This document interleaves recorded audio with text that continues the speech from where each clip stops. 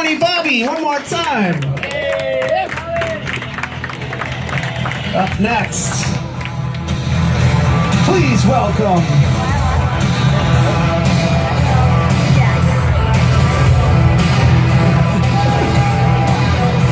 let me strut this up a little bit. Mike Archer!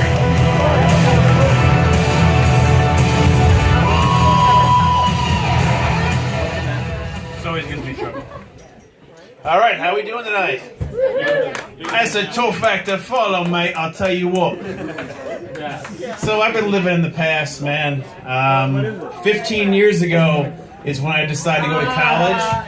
And it's a big decision, man. But 15 years ago was a lot easier. It was a simpler time. You know, Doritos didn't have a Twitter account. And Vagisil wasn't on Instagram. Hashtag no filter. It was just so much easier, you know?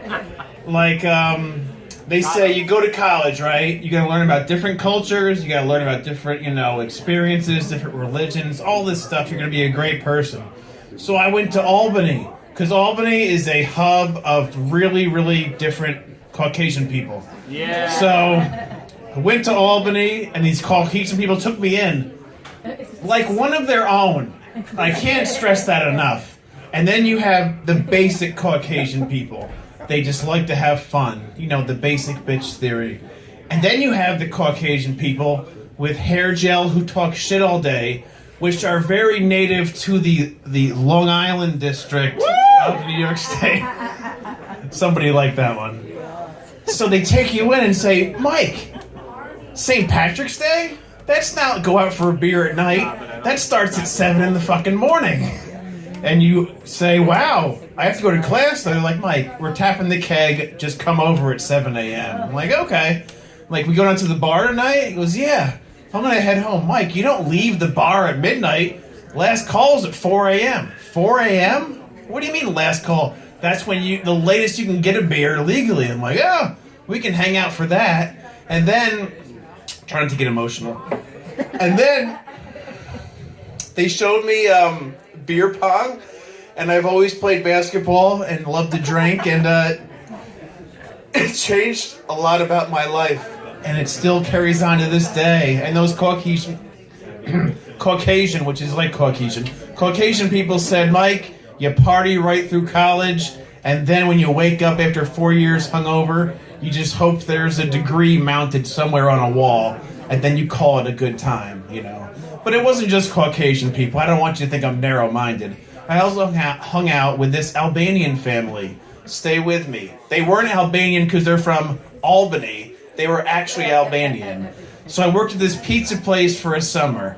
And let me say, Caucasian to Albanian, little different. Those Albanians were a little uptight, working 12-hour shifts at a pizza place.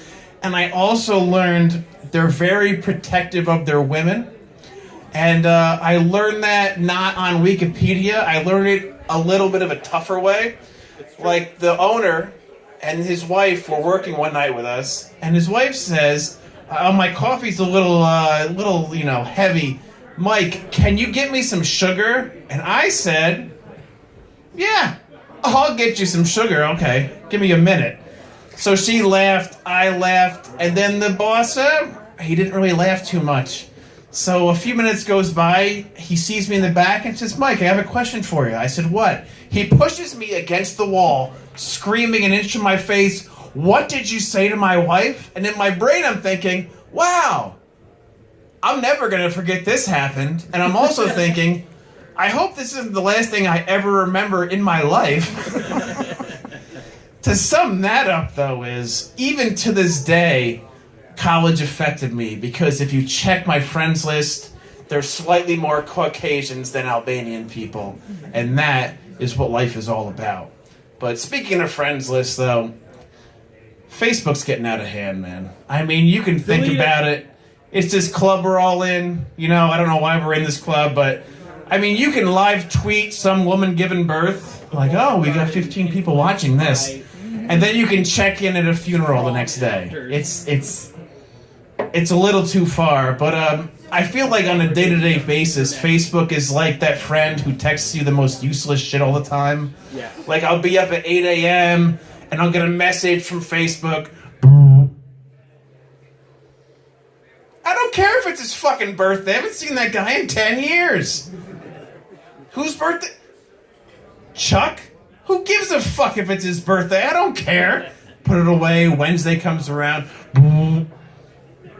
I don't care if Brittany's going to the Equestrian Opiate and Butterscotch Festival. I'm not going to that shit. It's down in Wappingers. Facebook, you fucking up. Thursday. Oh, you can't send me this, Facebook. I'm calling him up. Yo, why'd you send me that? It's from 8 years ago, dude. I know I'm happy in the picture. It's me and my ex. I don't want to see it. It is a memory. Some memories suck ass. I don't want to see that shit, bro. No, you change the settings. I don't give a shit. But that's day-to-day Facebook. Everyone remember when Facebook gets dark as shit?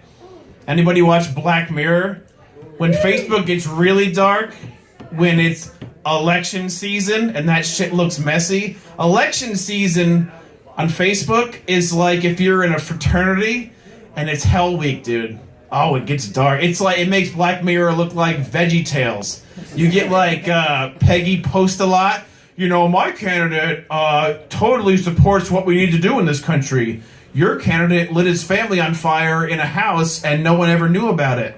What the fuck are you talking about? Where are you getting your information? It was clearly on Reddit yesterday. Okay, that's gospel.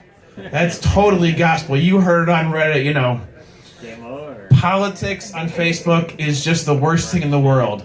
But thank God Facebook has the smooth criminal setting. You guys know about the smooth criminal setting? Unfollow. Thank you.